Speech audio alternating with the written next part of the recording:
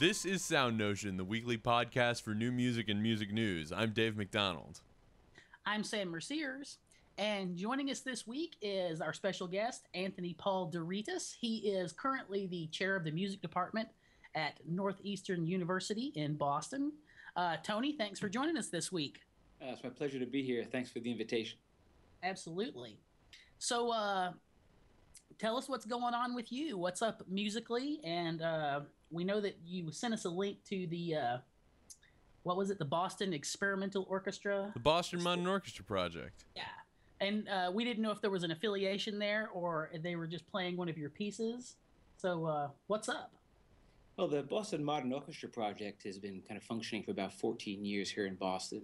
It's one of the few orchestras that are kind of totally dedicated to the performance of contemporary music, and it's run by its music director, Gil Rose. So I've had the pleasure of having some of my works done by Gil Rose. In particular, these pieces have been caught in a recent CD, which I think is part of the reason why I'm on the show today. And the CD is called Devolution, which features a concerto for DJ and symphony orchestra. Excellent. So the concerto for DJ, to be clear, I had to clarify this for I don't want to make fun of people for being older than me, or Sam. Sam's pretty old. I had to clarify for my mother a few weeks ago the difference between a DJ and a DJ. So this is a person with scratching vinyl, right? Yeah, scratching vinyl, or these days scratching CDs. Sure. Sure. Using latest technology to make things sound like they're scratching vinyl. Sure. It brings up an interesting question, though. I mean, so when you write this and you notate it, like, what was the instrument that you wrote for? Well, I mean, in mind, it was to be for two records, right? Being scratched and going between the two records and allowing the DJ the freedom to kind of express himself or herself in the best way he or she knows how. Right. So do you supply the vinyl for this, or?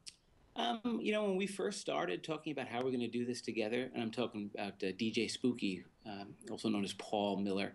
I'm a big DJ Spooky. Oh, awesome. Well, he and I started to talk about what's the best way to kind of go about doing this. And, I thought, should I supply him a variety of different samples? Should I give him examples of what the music that I've written sounds like? And so basically I gave him as much material as I could, but really allowed him the flexibility to make choices. In fact, I really tell him when to start, when to stop, give him some expressive terminology, play with a lot of energy, softly, play with a lot of rigor. But other than that, he has a great deal of freedom, and he can choose to use which materials he wants at any given time. That's really interesting. It seems like the kind of thing that would lend itself more to a performance with a group like the Boston Modern Orchestra Project, because we've talked about this before, how classical musicians are often trained away from any a lot of freedom in their performance, right? And I would think that sort of freedom would throw off a lot of more traditional classically trained musicians. But I'm sure a group like BMOP does stuff like this all the time, right? Yeah, I mean, I think one thing for sure, I'm first and foremost a classically trained violinist and violist, so I know exactly from which you're talking, right? So, if someone was to throw some jazz in front of me and ask me to play a chart, I just freak out. I don't know what's going on. So the idea that I have to kind of be creative on the spot is not something that most orchestral musicians feel comfortable with. That's what's kind of nice about the tension that happens between a symphony, a group of musicians who are used to looking at music that's fixed, and a DJ or any improvising musician who's kind of used to making music on the fly. So what I try and do is I try and kind of elevate that tension, but also provide an environment where everybody feels safe. Because in the same way, if I was to give the DJ a bunch of music that he had to be fixed to, a notation that he wasn't allowed to vary from, he's going to feel equally uncomfortable. That's really interesting. So I assume you had a lot of collaboration then with the soloists on this recording, a lot of back and forth. Well, I think, yeah, there was a lot of collaboration, but in particular, it has to do with the way DJ Spooky kind of thinks about music, about interactive real-time performance, human-computer interaction. How does one perform when their materials are changing from night to night? Yeah. What is the way that one creates musical form? And that's one of the things I spent a lot of time talking to DJ Spooky about, which really, I think we spent a lot more time kind of philosophizing about the environment, about the medium, than actually kind of playing things back and forth for one another. That's really interesting. It's interesting to deal with a performer who's, the way they think about form is in many cases, unless they're doing like a concert, which he may or may not do, but it's kind of based on how the room is feeling what he's doing, People are dancing. People have been dancing a long, long time, and they need to chill out a little bit. Those kinds of things are kind of what guide a DJ traditionally in making their choices. I was wondering if you did any research about different techniques that are involved in DJing, like beat juggling or anything like that. And did you yourself work out some of your scratching technique? An idea of what you're asking the performer for. Interesting. Well, the fact of the matter is, I am not a DJ. I'm kind of a hardcore classically trained musician. But the idea of how musicians perform in real time is something that really excites me. And I spent a lot of time researching that. Same way, if a performer, if someone's playing a computer game, the score changes depending on what the user does from game to game or from each time you play the game. So it's that kind of environment that I was researching. As I said, I'm not a DJ, but I spent a lot of time thinking about what kinds of things does an improvising musician do every time they play. So what are some of the fixed materials that I can give a DJ or give a performing musician in order to kind of get the sensibility of something being really live, something that has to be different from night to night, but something that still sounds like it's the same piece of music. You're always kind of juggling between this wholly improvised yet fixed medium. Right. With DJ Spooky, I brought in 3 drum sets, right, in order to give the idea that I was bringing drum loops in and out. That's not something that happened in other, symphony orchestra performances generally.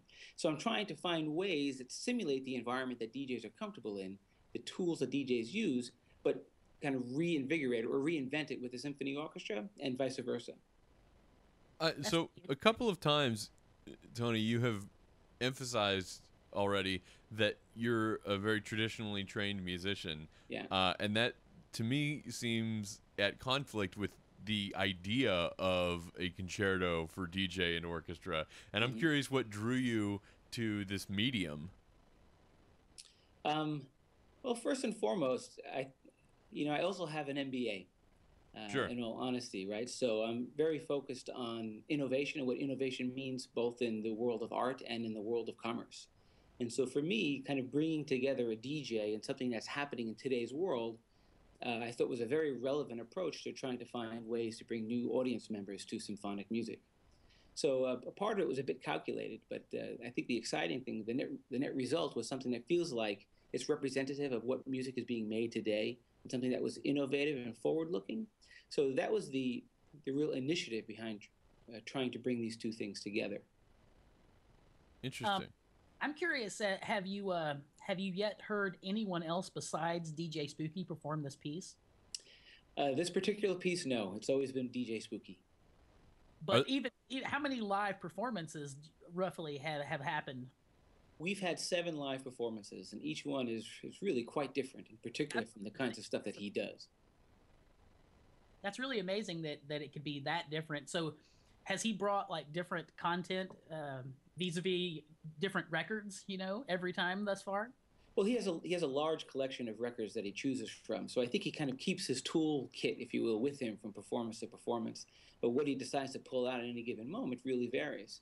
And even more recently, DJ Spooky has created an app which enables him to kind of use a touch surface in order to scratch. One of the interesting things, the new technologies that are out there, various touch surfaces or various alternative means to scratching records together at the same time, has kind of worked its way into to his act. That's awesome. It's really intriguing to me that something that, I've heard people that I was in school with say outright that, using turntables is not an instrument, which is, I think, a pretty conservative viewpoint. But to think that something that is derived from, inner city block parties where people use the left and right stereo imaging of the records they have to create new music that sort of the genesis of that technique is now being performed with an orchestra. Sure. So that's it's definitely a step towards. Well, other people are doing it. Mason Bates does his thing, but Sure. it's I think it's a step in the right direction. Well, I appreciate that, and I would have to agree with you. The other thing I want to mention is that I learn a great deal from working with musicians who deal with their medium in a different way than I do, right? So, kind of watching DJ Spooky work in real time, I think about the sonic results that he has, and I say, okay, how can I reinvent this, repurpose this for live musicians? And so it allows me to try and be innovative in what I do in terms of instrumentation and orchestration. So I think it's a two-way street. There's an opportunity to influence one another, and I think for me, that's kind of the greatest result of this collaboration. So you said you spent a lot of time with DJ Spooky, mostly kind of philosophizing and just talking about the music. And I'm curious to know how you and he think about this music that you're creating together a little bit differently, or what maybe you learned from DJ Spooky. Well, I think one of the things that DJ Spooky has become truly well known for is his idea of what the remix is and remix culture. And that the idea that, something that we're so used to being fixed doesn't have to be fixed. In fact, increasingly is not fixed. When we see a news story, when we see, whether it's in the paper or whether it's online or whether it's in a TV show, TV news, different people have kind of taken different clips, different snippets of video and sound and kind of repurposing it in order to express something. Right? And so for me, that's the thing that I really learned from Paul, from DJ Spooky, is that, we have technology available to us that allows us to kind of come to this entertainment, this visual and audio experience differently than we used to do in the past, and we have to kind of deal with it, work with it. In my work, Devolution, I do my best to also kind of DJ the evening, if you will. On the original performance with Michael Morgan and the Oakland East Bay Symphony, turns out that the first piece on that concert was Ravel's Bolero, and the last piece on the concert was Beethoven's Seventh Symphony. And what I try and do is take some of those ideas from those pieces and actually incorporate it within Devolution. And then I also take some of my earlier themes. So I attempt, if you will, to be the DJ of the entire evening by mixing, or as if I was mixing on the fly, different snippets of audio from each of those works. So you're reworking the piece for each performance, you personally? No, I don't rework the piece for each performance. But what's interesting, kind of historically, because people ask me, why have I chosen Ravel's Bolero or Beethoven's Seventh Symphony? And it's because in the original performance, specifically, the idea was to use works there and to borrow from them as if a DJ would be borrowing different loops from different records and playing them at the same time to create my own kind of digital mashup. There's a section in the piece, some might call it the kind of the development, if you will. And again, that's an old school term for what happens in music.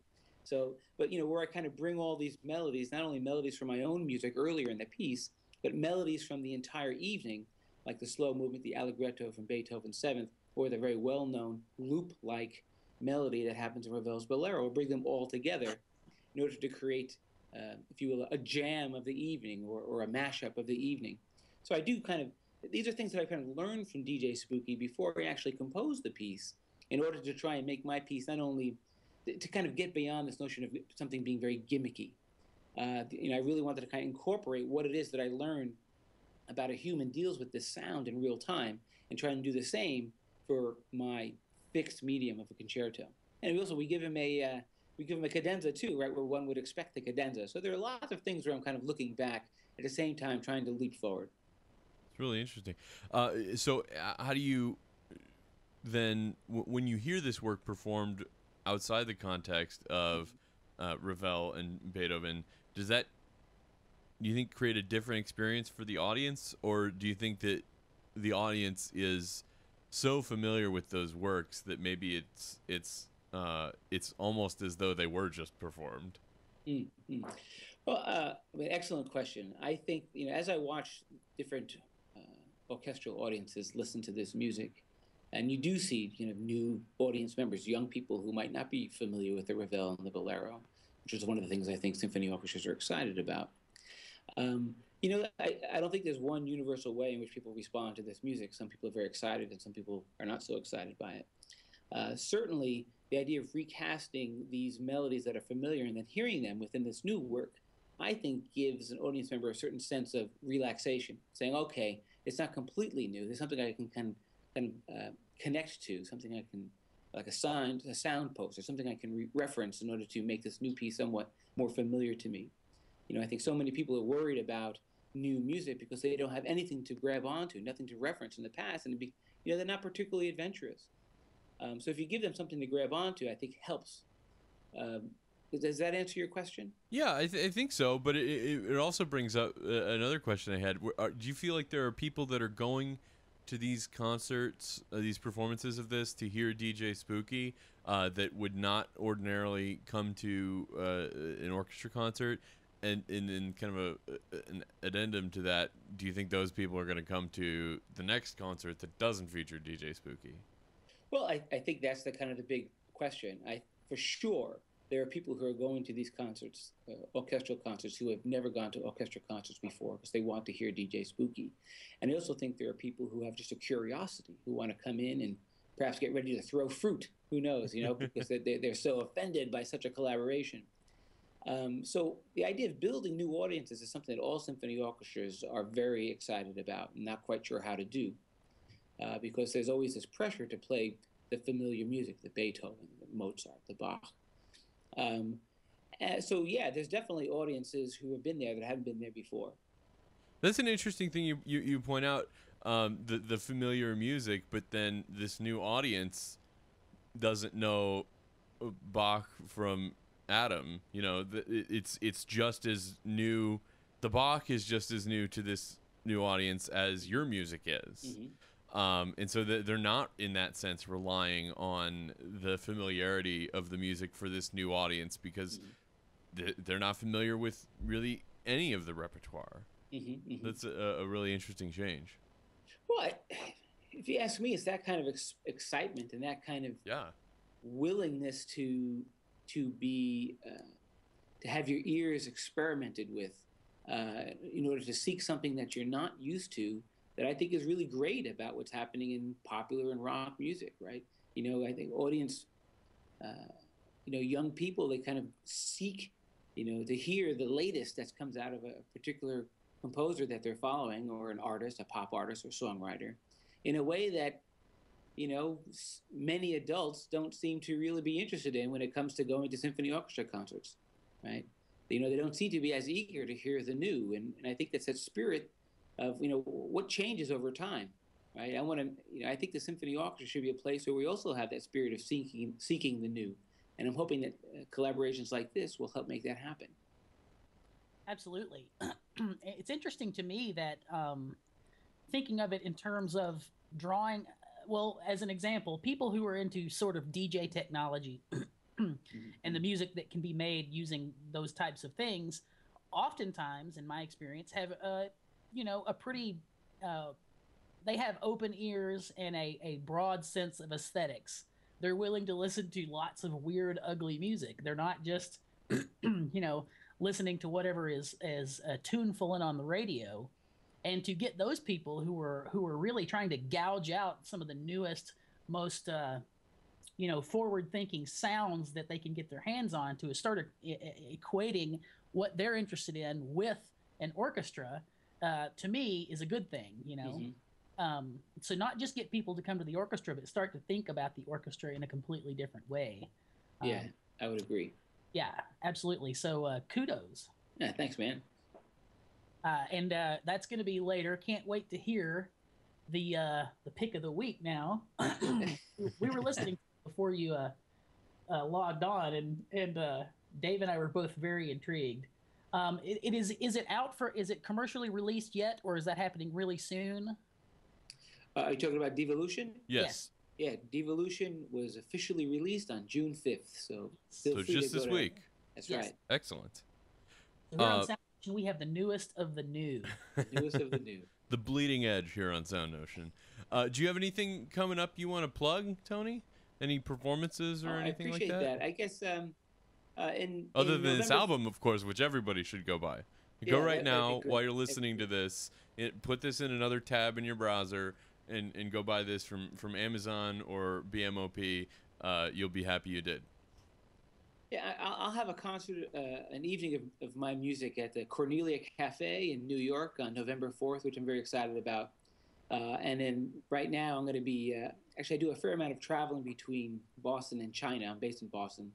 And I work a lot with Chinese traditional instruments, but also how the idea of creativity can influence the Chinese government and Chinese creativity, moving from made in China to created in China. So that's kind of what I'm going to be doing over the next couple of months. But it always is infused from looking at Chinese traditional instruments and seeing how that can stimulate what I do as a Western composer. And in the same way, I think about how Western approaches towards creativity can stimulate what Chinese do. So that's kind of my other hat, if you will. Wow, that's really interesting. Integrating art and business. I should have asked you about that because now that you say that, I remember when I was reading about you earlier in a Google search. Mm-hmm. One of the things that popped up was a video of a piece by you for erhu and flute, I think. Mm-hmm. Chinese, if you're not familiar, erhu is a Chinese spike fiddle. And I thought that was really interesting. So maybe we should talk about that a little bit before we move on. That's another really interesting thing we should have dug into. So it seems like then you're pretty interested in expanding the instrumentation that we consider to be a part of classical music with this piece for turntables.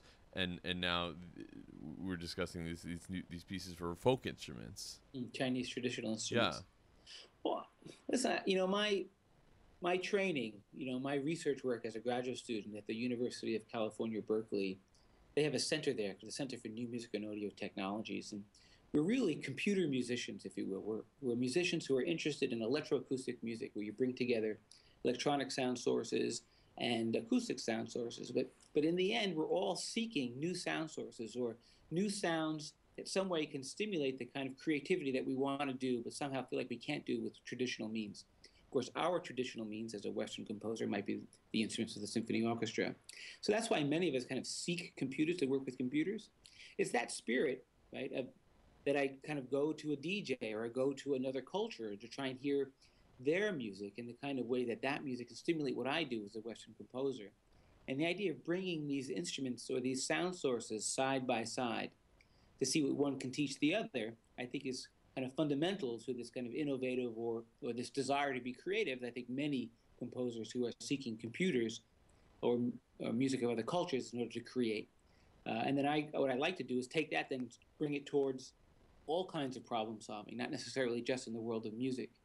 But for the last 15 years, I've been doing a lot of work with Chinese traditional instruments, in particular a Chinese lute called the pipa, working very closely at first with a woman named Min Xiaofen, pipa virtuoso, and then more recently with Wu Man, who was the pipa soloist with Yo-Yo Ma's Silk Road project.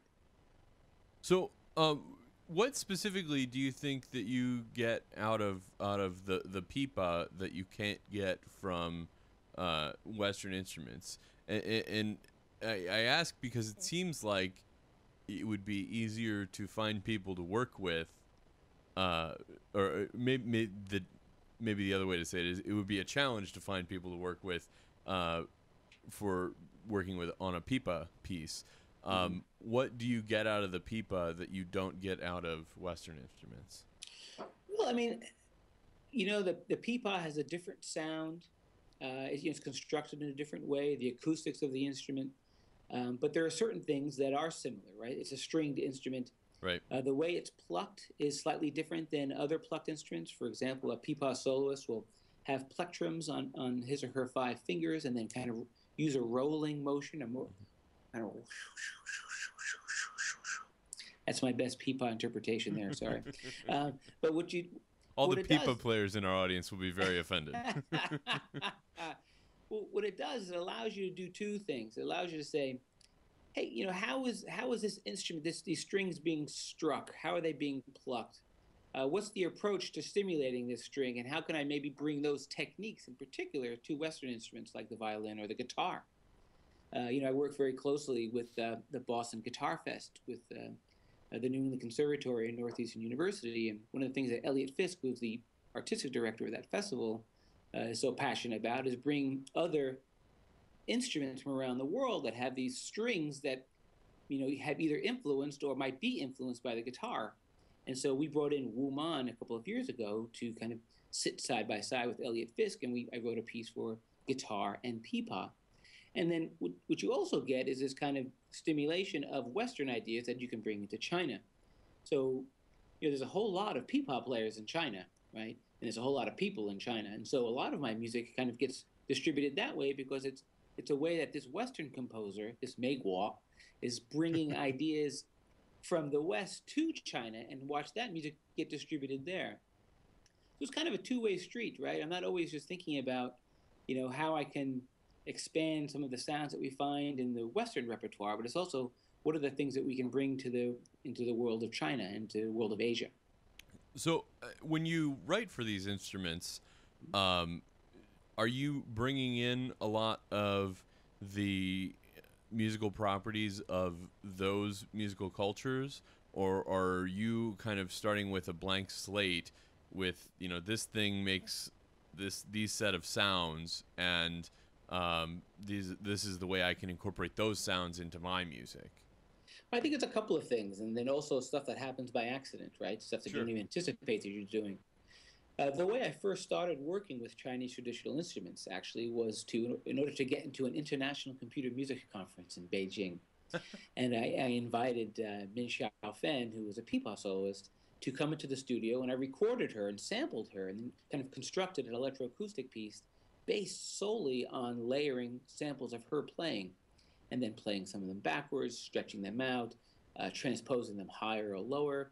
And then that piece, which is wholly based on pipa samples, I brought or submitted to the International Computer Music Conference, and it was accepted. And that was my first trip back in 1999 to Beijing. I had never been to China before. And at that time, when that piece was performed, I was then invited to the Central Conservatory of Music, which is China's Juilliard, if you will, the number one conservatory in China. Say, hey, that's a new approach to this instrument. I have a class of these players. They'd love to hear your approach to writing music or using the sounds of their instrument. Would you come to our class and talk about it? And it's that kind of exchange, really, that gets me most excited. And that kind of led the way towards me doing all of this work in China. It's a little bit of serendipity. Yeah, to me, well, I know from looking at your bio and from what you've been talking about that you have a strong interest in creativity and entrepreneurship.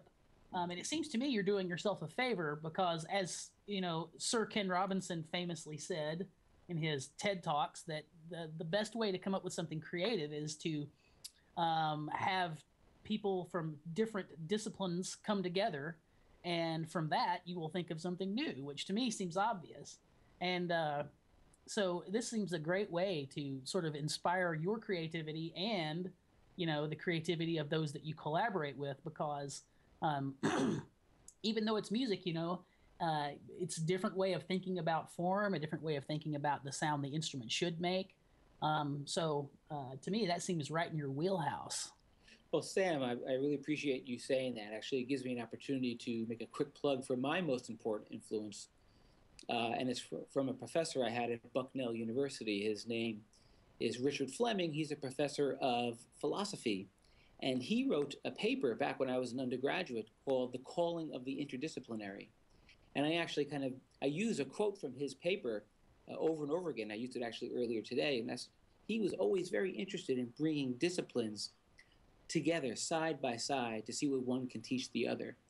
And that's been an approach towards creativity that I've used ever since, and it continues to kind of stimulate my thinking, whether it's in the arts and also in business.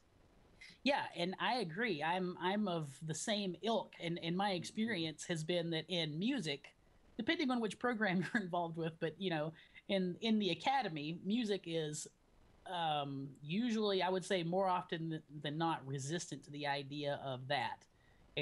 They're still stuck, I think, in large measure in a culture of specialists And what you're supposed to do as you advance in your graduate studies is become more and more of a specialist. So it's the old adage about knowing more and more about less and less. Mm-hmm. And I think that we're doing ourselves a disservice and culture at large a disservice by not emphasizing what can be gained by trying to smash things that don't seem to go together more often. Mm-hmm. Yeah, the idea of the mashup, not just a musical mashup, but a thought mashup, I think is a thing that's really exciting about what's happening with remix or DJ culture and how that's kind of influenced the way we think about creativity in new product and service development, for example. Yes, Absolutely. Sam is very, very much into mashups. Nice. He's made many I use the word interdisciplinary quite often, too. One of my favorite buzzwords. Well, shall we move on? Let's do it. Speaking of adventurous and creativity, in New Music Box this week, there was an article about 24 different orchestras received the ASCAP Award for Adventurous Programming. Yeah.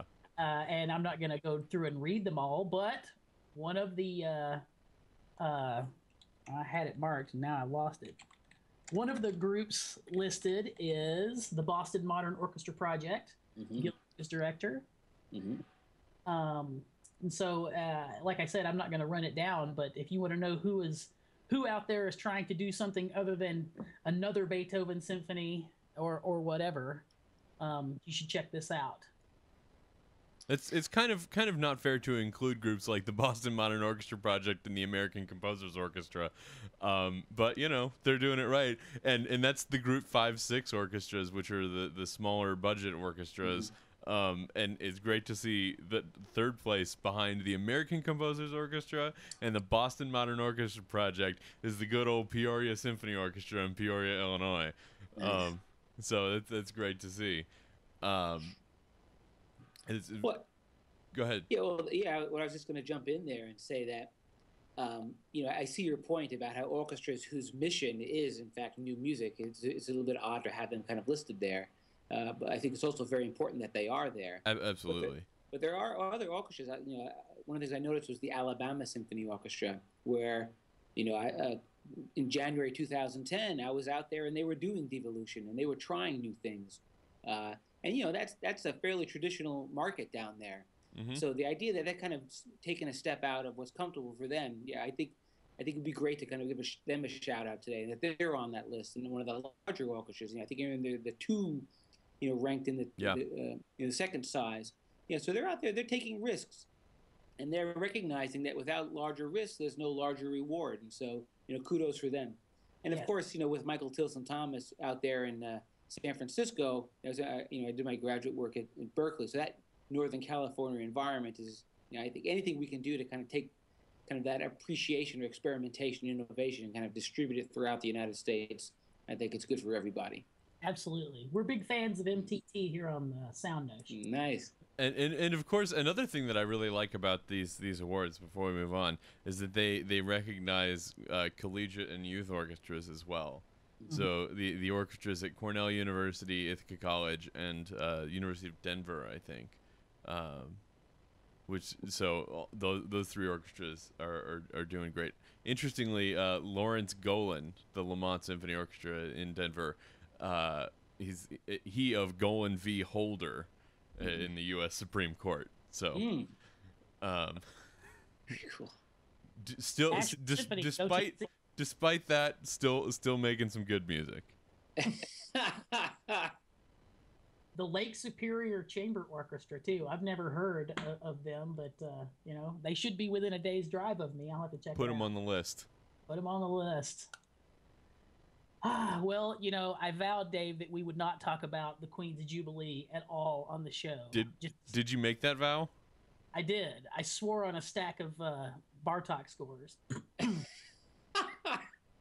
But I got this from a tweet by a friend of the show, Alex Ross. Everybody knows that the Queen's Jubilee just happened, and one of the things that, based on watching some of the coverage, which I just whatever they covered briefly on the news, I didn't watch the actual live coverage of the event. Everything I know about it came from Jon Stewart and Stephen Colbert. There you go, of course. Well, then you know that it rains baked beans in England. So anyway, the Jubilee is going on, and they have 100 boats that are going up and down the Thames, and there were 12 different composers to compose music specifically for certain boats, which to me is a cool idea. And I never saw any coverage of it. You never heard any of the music. All you saw on like CNN was what's the British guy they have on CNN? Piers Morgan. Piers Morgan. You hear Piers Morgan talking about how beautiful and opulent it is, you know, for 2 hours or whatever. And nothing about any of the music that was composed. Never heard any of the music that was composed. So kudos to them for actually commissioning some music. But the article here is just a blog from the UK, and he is very critical that they didn't feature any of the music. And he lists the composers here, so you can check it out and check their names. And what I'd be curious to find out is if there's any way we can actually hear any of that music. So anyone out there who knows about the music that was composed for the Jubilee to be performed on boats, let us know here at SoundNotion, because I would be really curious to hear. Yeah. First of all, it would be, you know, I'm not an Anglophile by any stretch of the imagination, but writing music for the Queen, I have to admit, would be a little nerve-wracking, especially when you know it's going to be performed in British weather on a boat. Right. And you might have assumed that it would have been on the BBC for a little bit, and you'd have been wrong, but you'd at least have been fretting about that while writing the piece too, right? Right. So, you could have written just about anything and not worried, because as to be expected with classical music, I guess nobody was listening.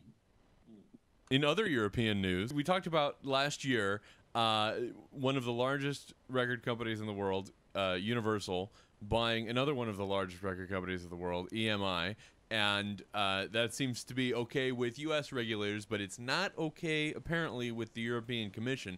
They are filing suit in an effort to block bringing together these two enormous companies, because they say it would give the resulting Universal/EMI, which would become the largest record company in the world, far too much control over the still emerging, still inchoate digital music market, which is really interesting. And I think I would say that there's a fair point here. EMI, as the smallest of the big four record labels, were always the ones to go in and try to innovate as much as possible. They were some of the first recordings that were available without digital rights management, that you could move from device to device and have as many copies for yourself as you needed, and back up. And they were also among the first to be selling lossless digital music, and they were forced to innovate because they were the smallest, but they were still a relatively large company. And so in this merger, we would lose, or acquisition, I'm not exactly sure which it is, we would lose a relatively large record company that has a lot of great recordings. We would lose their innovation in the marketplace. What do you guys think? Well, I mean, from my perspective, I think it's always important to keep an environment for competition as lively and vibrant as possible. So if we really do see this takeover, if you will, as diminishing what's going to happen in terms of competition, and as you point out, Dave, you'd have a decrease in spirit of innovation, you know, that's a bad thing. I do think that at the same time, the environment is changing so fast in the digital marketplace that I don't think we really know what's going to happen next year or 2-3 years out there. You know, what's the next company that's going to come with the next technology that's going to continue to put all of these larger ones on the defensive? And they're always their approach is to try and purchase or buy or control as much as they possibly can, because they all know that things are changing so fast, they're all going to become irrelevant at some point. So I'm not sure it's as bad as it's been this article kind of presents it, but at the same time, I think we must always be very careful to make sure we create an environment that stimulates competition, which leads towards creativity and innovation. And you know, you point out this may not be the worst thing. Of course, these largest record companies are, on the whole, losing influence and losing market share to smaller startups that don't have the huge overhead that a lot of times are going, you know, digital first and caring less about the physical, you know, the physical plastic disc. So. And I think that's something that's not going to be affected by this merger at all. We're going to continue to see these small startups dealing with smaller market artists, but still having a lot of influence. Yeah, I'm kind of with Tony. Like, I have sort of a set policy where I think, you know, getting your media from in more centralized ways is bad ultimately to me. However, I'm, you know, hankering for a time when I wouldn't care that this is happening, because individual agency, Dave, in creating and distributing music that is not dependent in any way on any kind of production company or anything else, I want to see it where, you know, reading this news wouldn't make any difference to anyone because you can do anything you want anyway. However, I think that this is an out-and-out lie. Universal executives have argued that piracy has changed the music business so drastically, shrinking the recording industry and reducing the power of labels, that their leverage with vendors has been overestimated. Well, you know, I think that's a little disingenuous. Sure. So anyway, it'll be curious to see what happens going forward with that. Speaking of the change in electronic music, Sam. Yes. An interesting article in the New York Times. Actually saw this originally by way of friend of the show, Matt Shaendorf. It's called Electronic Woe, The Short Lives of Instruments. And I have to admit, the article in and of itself wasn't super compelling, but I have thought about some of the issues raised by the article. Basically, you know, a lot of music that's created today uses technologies that might not be around. And we've seen that, you know, over the past 4 or 5 decades, where things have been done for whatever the bleeding edge of technology and synthesis or whatever is available. And, you know, people write pieces specifically for those pieces of hardware. And then the only place it's left is, you know, somewhere in a storage locker. So what do you do when you're writing those pieces and the technology that you used to make them is going to be gone soon? Yeah, well, actually, it's a very interesting point. I enjoyed that article because it is actually very relevant, and it's not only in the world of electronic music, but also libraries and, you know, or people who are saving stuff on CDs. These media are not meant to last forever. In fact, you have to constantly back them up. You have to constantly keep updated, or else you're going to lose the ability to reproduce them one way or another. But, you know, one of the pieces on the Devolution album, a work called Leisure Demain that I have on there. I use 2 pieces of equipment, 2 hardware devices. One was a Lexicon LXP1 special effects module, and the other was a Yamaha SY99 synthesizer, and that I was using at that time one of the earliest versions of Cycling 74's Max MSP software. And you know, when Leisure Demain was first performed back in 1994, it's now 20 years ago, the idea of bringing that piece back for later performances and ultimately for this recording with BMOP, I had to kind of reconstruct not only the software for new operating systems on the Macintosh, for the most recent versions of the software, the synthesizer, Yamaha SY99. Luckily, you know, it's still working very well, but the interface, the LCD no longer lit up anymore, so you couldn't actually see what was going on. So the device itself wasn't functioning properly. And the LXP1 synthesizer, I had to, you know, rely on MIDI technology in order to have real-time change of the effects. So luckily, I was able to kind of reconstruct all of that technology for the most recent performances, and as well as this CD recording. But I hear all kinds of composers who use technology who are lamenting the fact that, you know, no longer are the devices that they use even able to function anymore, or if they no longer have the device, like what's suggested with the synthesizer that Phil Glass was using in his early performances, you know, that the technology isn't readily available anymore. It's a real problem for anybody who's working with creativity and recent technology in their performances. Yeah, I think I've told this story on the show before of going to last year. I think I went to go see a performance of The Death of Klinghoffer, and I was reading on the web, just trying to read up on the piece a little bit, and I found the publisher's page, and it had the list of requirements. And there were synthesizers that required zip drives, Right. Like, I don't know where I would go to get something like that if I needed to perform this piece. That's right. It's interesting, this concept for your piece, Tony, because it's good for you, actually, that you didn't write it. I want this turntable and this turntable and this record and this record. You're just like, it's a DJ. And 20 years from now, DJs are still going to be doing DJ stuff. But the piece, at least the way I read the way you wrote it, it seems like they can just do their DJ thing and using whatever technology they're currently using. That's right, yeah. If they are required to use a very specific piece of vinyl and those records crack and disappear, they'll be out of luck for the next performance. Right. I wanted to get a quick note in. It looks like there hasn't been much work done on it recently, but Miller Puckett, probably everybody knows Miller Puckett, but if you don't, he was one of the co-authors, I think co-author or author of Max MSP, and then he's the founder of Max MSP. Yeah, and then later created Pure Data, and we won't get into the whys of that, but he has a project called the PD Repertory Project that basically works to create PD patches that will let you do what he considers to be really important pieces from the rep that you just can't get the hardware pieces for anymore. Interesting.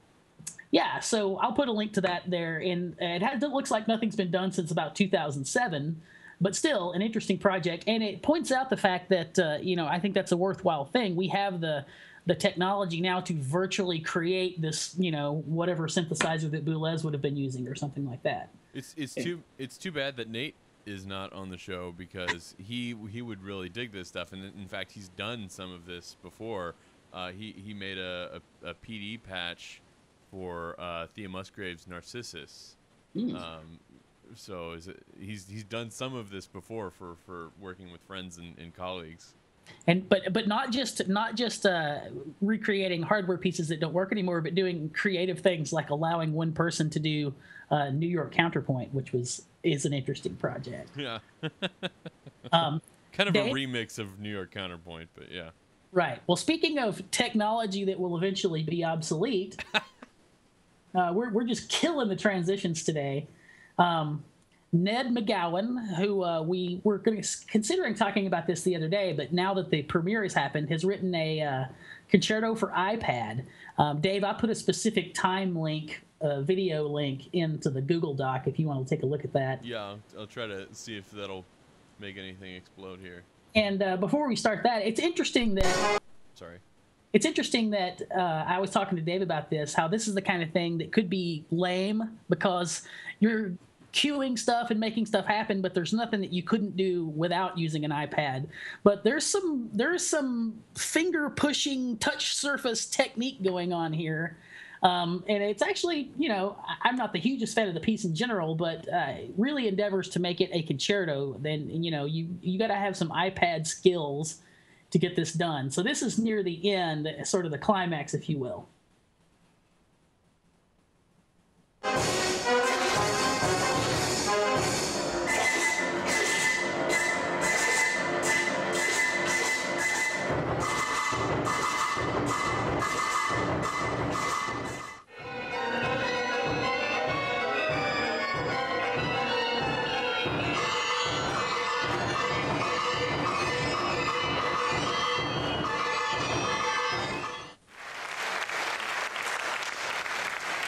So that, we should say who that was.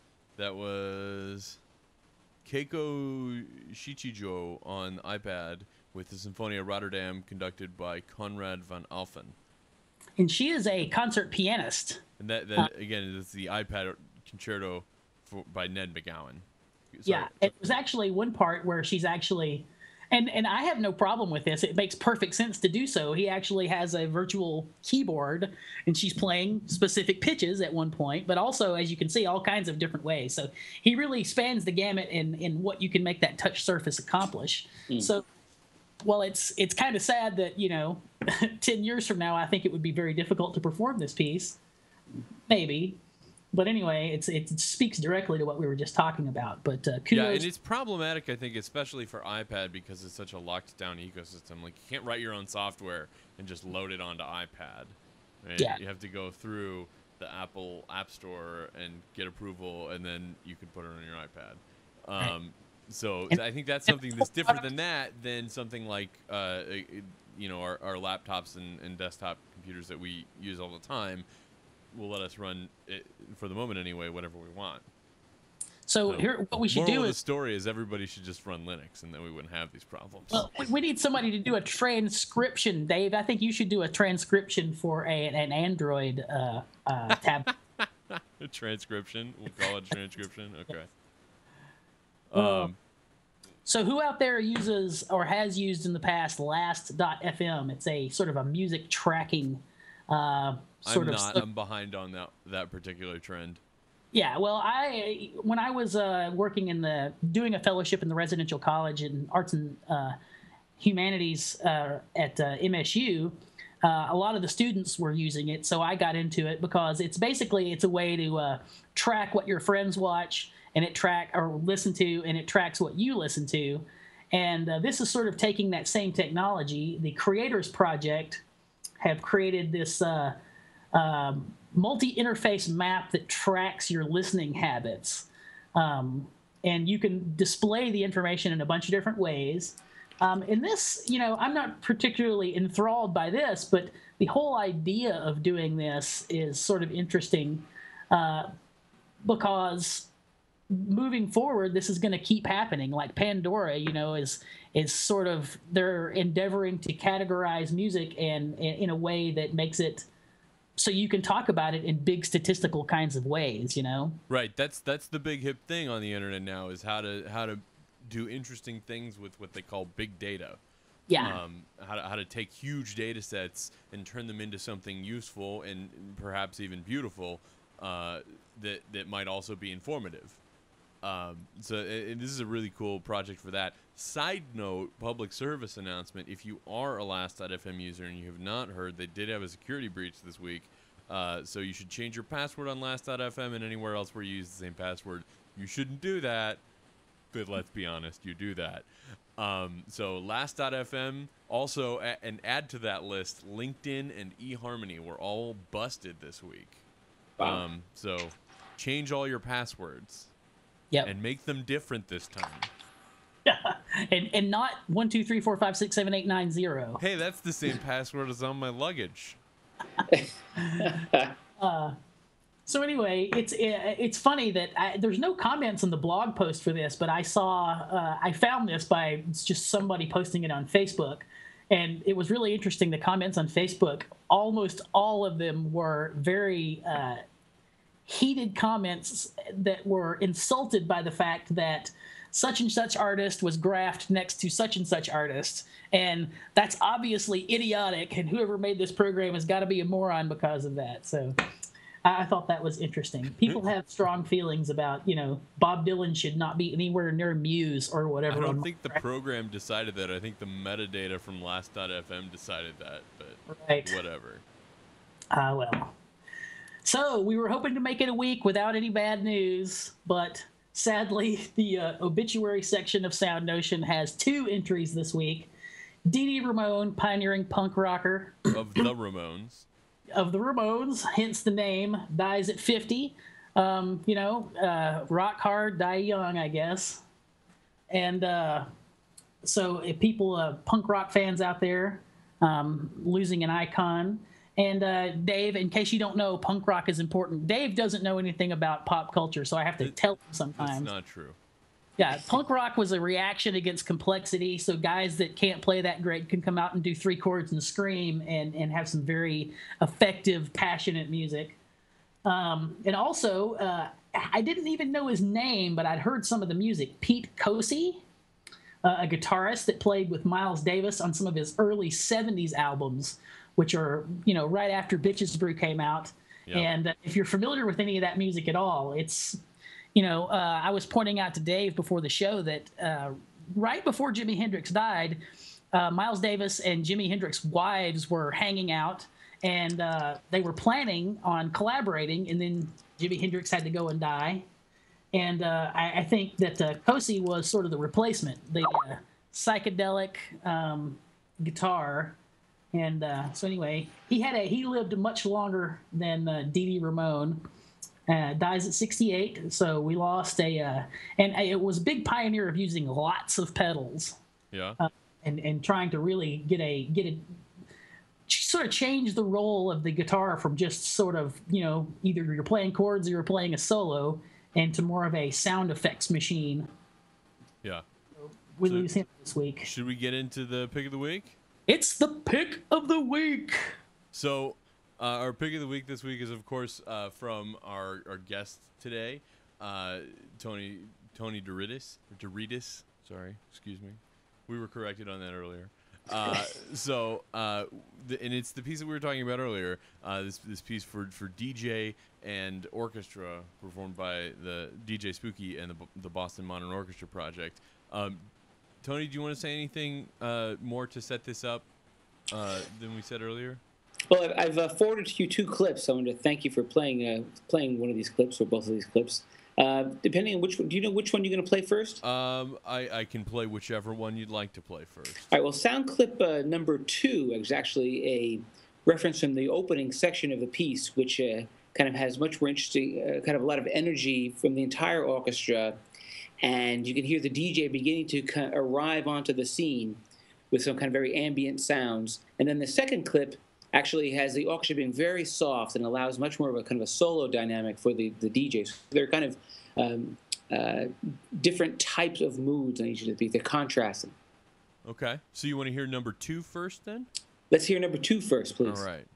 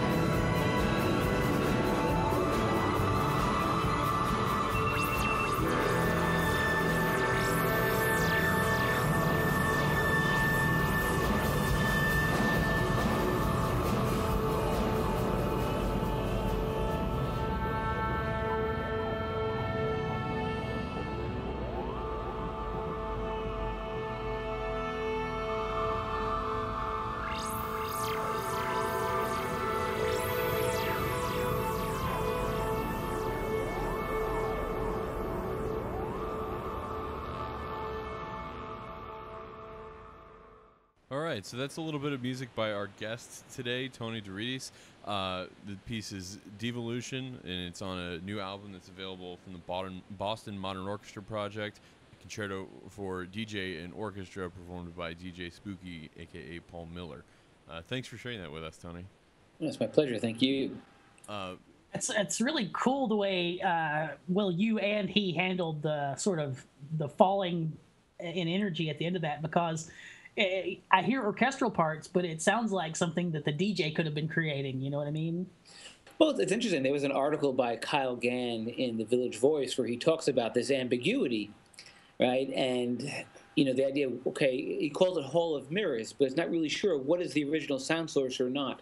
Yeah. And I think it's actually kind of a compelling thing. Frankly, this is the kind of thing that Debussy was often very fascinated with, the idea of kind of creating, where is this particular sound source? What's happening? And it kind of keeps the brain interesting if you want to kind of get into cognitive psychology. The idea of where's that coming from kind of keeps us interested and kind of keeps us listening. Mm-hmm. Absolutely. Did you ever at any point play around with the soloist, the DJ, taking live samples from what the orchestra was playing? Oh, absolutely. In fact, one of the things that's really cool about the live performances, because the digital rights is a little bit different how you handle the intellectual copyright, is that in live performance, Paul's often kind of grabbing snippets from the Ravel's Bolero or Beethoven's Seven and kind of playing them. And in a cadenza, he'll take the like a drum solo on one side, and I'll have the DJ solo on the rest, and kind of spinning them together. With could be Ravel's Bolero against this kind of drum solo, and it really creates a really vibrant and exciting remix. And one of the things that's in live performance that you kind of lose a little bit in the live recording is that the audience, when the cadenza kind of comes in, the audience kind of stops and claps when he's done, as if it was a kind of a solo in a jazz concert. So you really kind of get this sense that something different is happening in the symphony space, if you will. That's very cool. And could you give us an idea of what we just listened to? Could you give us an idea of how much of that you were specifying and how much of that came from Paul? Well, that first example, that first clip is from the opening of the piece. And so it really is, if you will, this kind of exposition. So everything that is orchestral in nature, I composed, thoroughly composed. And some of the ambient kind of electronica sounds that you hear kind of moving around in space, that was generated by Paul Miller in real time. Excellent. So do we want to listen to this second clip then? Yes. Yeah. You want to set this up for us, Tony? Sure. This is a second section in the piece where the orchestra is kind of setting a environment, an audio ambience, which is kind of a minimalist texture, and then allows the DJ to really kind of come forward with a lot of space to work in. So, you don't have to. In this one, you don't have these kind of big beats that are kind of pushing the orchestra forward. It's more laid back. It's more an ambient environment that allows the attention to really move forward to the front of the stage, if you will, where the DJ is as the soloist, as the virtuoso. Okay, so here is that recording.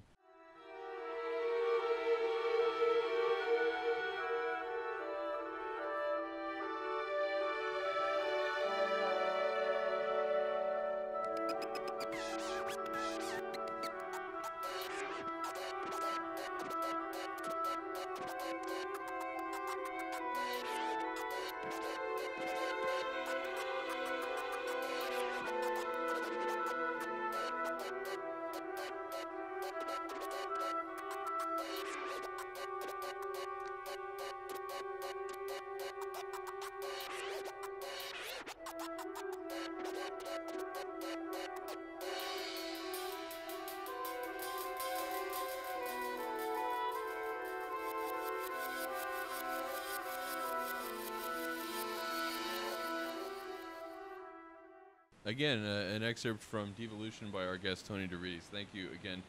This is such an interesting thing to start off with. That very natural to very traditional almost woodwind texture, and then the all of a sudden slamming in with the scratching sounds is that's the first clip that I heard of it. And at first, I was really taken aback by it, and I first thought there might be something wrong with the gear I was listening on. But as it continued, obviously, it was clear that it was not. And it was just such an interesting juxtaposition. I don't think I would have imagined those two sounds going together. But then hearing them together, they complement each other really well. Because there's a lot of simplicity in each of them, but they're still very different. And so putting them together, I think, is makes a really compelling whole. Well, I appreciate those comments. I mean, for me, I like that excerpt for a number of reasons. One, you do get a little bit of sense of this traditional scratching technique or scratching approach that the DJs perhaps are most well known for. But you also realize that, in fact, the turntables are a bona fide musical instrument here, right? There's a soloist going on. There's a soloist who's creating. And I think it also begins to, I like the idea you started off with, this kind of knocking expectations, right? Which I think should be something that's compelling. When you bring these two things together, I think a lot of people might bring expectations to we're expecting to hear a certain kind of loud sound or lots of heavy beats. But in fact, is that what you can do with the DJ, based on the samples and based on the live performance, you can get a lot of subtlety and a lot of beauty in what's happening there. And maybe not beauty in the way many might think of it, but it's something in a more traditional approach to aesthetics, if you will. So yeah, I really do like that expert. Yeah, the thing to remember is that the DJ has more dynamic control than anybody in the ensemble. Well said. So I'm like I said before, I'm a huge fan of DJ Spooky. So in addition to going out and getting this new record that has the Concerto, you should pick up some DJ Spooky. Originally introduced to him when he was working with Medeski, Martin, and Wood on The Dropper, which is a great album. And as another side note, if you're into virtuoso record scratching, also look to DJ Shadow, who is his record scratching technique is is up there in the top. So, and maybe he'll do your concerto one day. I love that, man. Very cool. Yeah. So Tony, last chance to plug anything that you may have forgotten earlier, or replug anything for that matter. Oh, I appreciate that. I guess the one thing I'd like to just share is that on this CD there are also two other works. One is Chords of Dust. Chords of Dust is based on a poem of my father's, so I'm just kind of responding to that in a musical way. It's a kind of very straightforward, traditional symphony orchestra approach, right? No technology there, just kind of contemporary techniques. And it's kind of a reference to the music I was studying at the time. A lot of Joseph Schwantner at that time. I really was enjoying that music. And then the second work I mentioned briefly earlier was Leisure Demain, which was done with at the University of California, Berkeley. And that was premiered by kind of a collaboration with Berkeley Center for New Music and Audio Technologies, which is led by David Wessel, who's one of the he's the founder of the International Computer Music Conference, and premiered by Jung Ho Pak, who was the symphony orchestra director at that time, who now is one of the leaders at Tanglewood. I'm sorry, excuse me, not Tanglewood. Scratch that. At Interlochen. And Jung Ho Pak has had a piece. Jung Ho Pak has had a huge influence on me, and he's kind of the first conductor to really kind of embrace some of the stuff I was doing, and I owe him a great deal. And so, if there's anybody who really deserves a shout out, I would like to thank Jung Ho Pak for his support and his belief in the creativity that I was doing. So thanks for the opportunity to say that. Great. Yeah. We're really glad that you were able to make some time for us, and we're sorry we had some technical difficulties for you today, but we had a great time talking to you. Thank you so much for coming on the show. Thank you guys, both of you, very much. Look forward to hearing more. And we'll of course have links to where you can pick up copies of the music that we listen to and more of Tony's music and learn more about him, and in fact all of the stories we talked about this week on our site soundnotion.tv/SN. We do this show live every Sunday morning, barring technical difficulties at 11 a.m.-ish Eastern Time. You can tune in and join us in chat, soundnotion.tv/live. We really appreciate people who are doing that, and we are reading the things that you say during the show. So thank you so much for doing that. You can also connect with us on Facebook and Twitter if you're listening to this after the fact and you'd like to be a part of our conversation. You can drop us a note on our site, soundnotion.tv/SN, or you can find us on Twitter. We're at SoundNotion. Each of us are individually on Twitter. We're also on Facebook. So please, we would love to talk to you about any of the topics we discussed today. This show and all our shows are available for free in the iTunes store, so be sure to subscribe there and download every episode automatically. SoundNotion's introduction includes music by Patrick Gullo and video by Tyler Lepp. Thanks again for watching, and we'll see you next week.